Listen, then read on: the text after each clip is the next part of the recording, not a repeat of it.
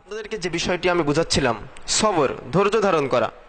দেখুন, এর ভিতরে এই পয়েন্টের ভিতরে আরেকটি পয়েন্ট আমরা এখানে যোগ করতে পারি, সেটা হলো ঋণগ্রস্ত ব্যক্তির ধৈর্য ধারণ। ইয়া আইয়ুহাল্লাযীনা আমানুস্তাঈনু বিস-সাবরি ওয়াস-সালাহ ইন্নাল্লাহা মা'আস-সাবিরিন। হে ঈমানদারগণ, তোমরা সাহায্য প্রার্থনা করো ধৈর্য এবং সালাতের মাধ্যমে, নিশ্চয়ই মহান আল্লাহ রাব্বুল আলামিন ধৈর্যশীলদের সাথে রয়েছেন।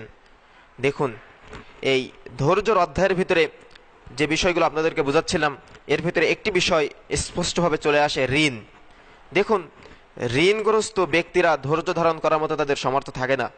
ঋণগ্রস্ত যখন হয়ে যায় মানুষ, তখন এই ধৈর্য ধারণ করার মতো ক্ষমতা তার থাকে না।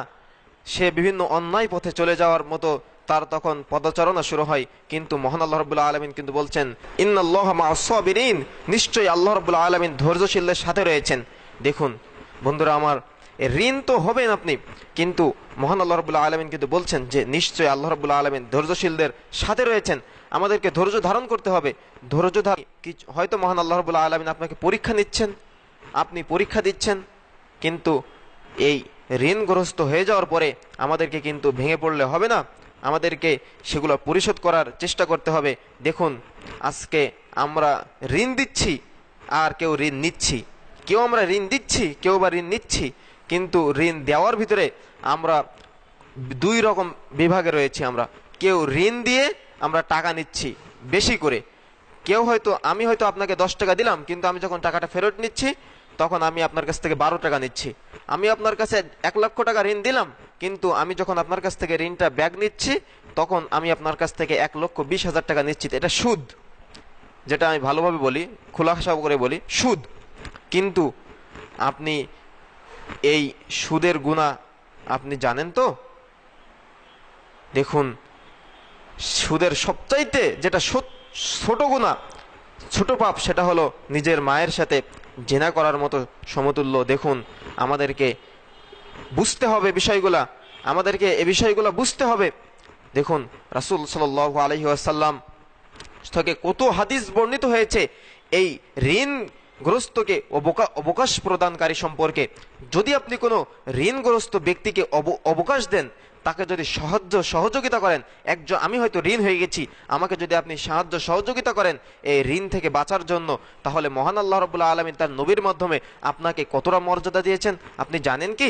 রাসূল সাল্লাল্লাহু আলাইহি ওয়াসাল্লাম বলেছেন, এক ব্যক্তি লোকদেরকে ঋণ দিত, সে তার কর্মচারীকে বলতো, কোনো ঋণ ব্যক্তিকে ঋণ পরিশোধে অক্ষম দেখলে তাকে ক্ষমা করে দিও, হয়তো এই কাজের বিনিময়ে আল্লাহ রাব্বুল আলামিন আপনাকে ক্ষমা করে দিবেন। রাসূল সাল্লাল্লাহু আলাইহি ওয়াসাল্লাম বলেন, যে ব্যক্তি মৃত্যুর পর আল্লাহর নিকট পৌঁছালে আল্লাহ রাব্বুল আলামিন তাকে ক্ষমা করে দিবেন। দেখুন, রাসূল সাল্লাল্লাহু আলাইহি ওয়াসাল্লাম হাদিসের ভিতরে কত সুন্দর কথা বলছেন, যে আপনি যদি কোনো ঋণগ্রস্ত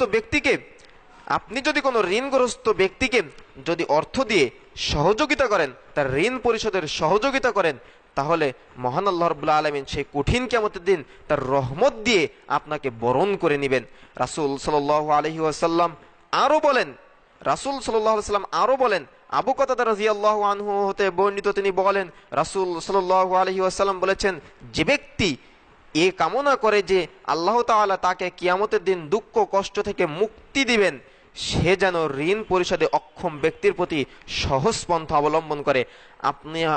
আমি আপনার কাছে ঋণ রয়েছি, তাই বলে আপনি কি আমার সাথে নম্র ব্যবহার না করে কঠোর ব্যবহার করবেন? আমি হয়তো আপনার টাকাটা দিতে পারছি না এখন, কিন্তু মহান আল্লাহ রাব্বুল আলামিন কিন্তু বলেছেন যে নিশ্চয় যে ব্যক্তি সবর করবে তার সাথে মহান আল্লাহ রাব্বুল আলামিন থাকবেন। দেখুন, আপনাকে আমাকে ধৈর্য ধারণ করতে হবে, ধৈর্য ধারণ করতে হবে, কারণ আমরা যদি ধৈর্য ধারণ না করি তাহলে আমরা সফল হতে পারবো না। রাসূল সাল্লাল্লাহু আলাইহি ওয়াসাল্লাম কত মর্যাদা আপনাকে আমাকে দিয়েছেন, যদি আমরা ঋণগ্রস্ত ব্যক্তিকে অবকাশ দেই তাহলে আপনার আমার জন্য কত মর্যাদা রাসূল সাল্লাল্লাহু আলাইহি ওয়াসাল্লাম দিয়েছেন। দেখুন, সূরা বাকারার ভিতরের মহান আল্লাহ রাব্বুল আলামিন বলেন, ফাইল্লাম তাফআলু ফাআযানু বিহারবিন মিনাল্লাহ, আর সে অভাবী হলে সচ্ছলতা পর্যন্ত তাকে অবকাশ দেওয়া প্রয়োজন, মাফ করা হলে আরো বেশি উত্তম হবে। কিন্তু আমি কি করছি, আমি তাকে তার কাছ থেকে মনে করেন আমি 10 টাকা দিলাম, তার কাছ থেকে 20 টাকা নেওয়ার জন্য আজকে আমরা প্রতিযোগিতায় লিপ্ত হয়েছি। কিন্তু কেন? দেখুন আমাদেরকে এই বিষয়গুলো ভাবিয়ে তোলে, আমাদেরকে এই বিষয়গুলো ক্ষণে ক্ষণে হৃদয়ে বাধা দেয়। মহান আল্লাহ রাব্বুল আলামিন এবং মহানী মুহাম্মদ সাল্লাল্লাহু আলাইহি ওয়াসাল্লাম আপনাকে আমাকে কত মর্যাদা দিয়েছেন। আমি আপনি যদি একজন ঋণগ্রস্ত ব্যক্তিকে আর্থিক দিক দিয়ে সহযোগিতা করি, তাহলে মহান আল্লাহ রাব্বুল আলামিন সেই কঠিন কিয়ামতের দিন তার রহমত দিয়ে আপনাকে আমাকে ঘিরে রাখবে। কিন্তু আজকে আমি আপনি একজন অভাবগ্রস্ত ভাইকে, একজন কষ্টকর একজন ভাই কষ্ট পাচ্ছে, দিনী ভাই কষ্ট পাচ্ছে, আমি আপনি তাকে ঋণ দিয়ে তার কাছ থেকে আজকে আমি আপনি তার কাছ থেকে এত টাকা সুদ নিচ্ছি। আমি আপনি 10 টাকা দিয়ে 20 টাকা নিচ্ছি, আমি আপনি 10 টাকা দিয়ে 50 টাকা নিচ্ছি। মানুষ যখন ফাঁদে পড়ে তখন আমরা তাকে আরো ফাঁদে ফেলার চেষ্টা করছি, কিন্তু আমরা এই হাদিসগুলোকে ভুলে গেছি। রাসূল সাল্লাল্লাহু আলাইহি ওয়াসাল্লাম বলেছেন, যে ব্যক্তি এমন কামনা করে যে আল্লাহ রাব্বুল আলামিন কিয়ামতের দিন তার দুঃখ কষ্ট মুক্ত করে দিবেন, সে যেন ঋণ পরিশোধ ব্যক্তিকে সহজ পন্থা অবলম্বন করে কিংবা মাফ করে দেয়। দেখুন আজকে আমি আপনি যদি এই হাদিসগুলা সামনে রেখে যদি এই দুনিয়াবী জীবনে চলাফেরা করতে পারি, তাহলে সেই কঠিন কিয়ামতের দিন মহান আল্লাহ রাব্বুল আলামিন আমার আপনার জন্য, সেই কঠিন কিয়ামতের দিন মহান আল্লাহ রাব্বুল আলামিন আমার আপনার জন্য রহমত দিবেন, আমার আপনার জন্য তার রহমত আমার আপনার প্রতি প্রেরণ করবেন। বন্ধুরা আমার, আর ঋণগ্রস্ত যে ব্যক্তি ঋণী ভাইকে উদ্দেশ্য করে বলছি যে আপনাকে ধৈর্য ধারণ করতে হবে। হয়তো আপনার মন ভেঙে যাচ্ছে, আপনি হয়তো ঋণের কারণে সমাজে মুখ দেখাতে পাচ্ছেন না, আপনার হয়তো বড় সম্মান ছিল, কিন্তু আপনি হয়তো এখন সেই সম্মান ক্ষুণ্ণ হয়ে যাচ্ছে আপনাকে। কিন্তু দেখুন আপনাকে মহান আল্লাহ রাব্বুল আলামিন কিন্তু বলছেন, ইয়া আইয়ুহাল্লাযীনা আমানুস্তাঈনু বিস-সাবরি ওয়াস-সালাহ ইন্নাল্লাহা মা'আস-সাবিরিন। হে ঈমানদারগণ, মহান আল্লাহ রাব্বুল আলামিনকে ঈমানদারদেরকে লক্ষ্য করে বলছেন, হে ঈমানদারগণ, তোমরা সাহায্য প্রার্থনা করো ধৈর্য এবং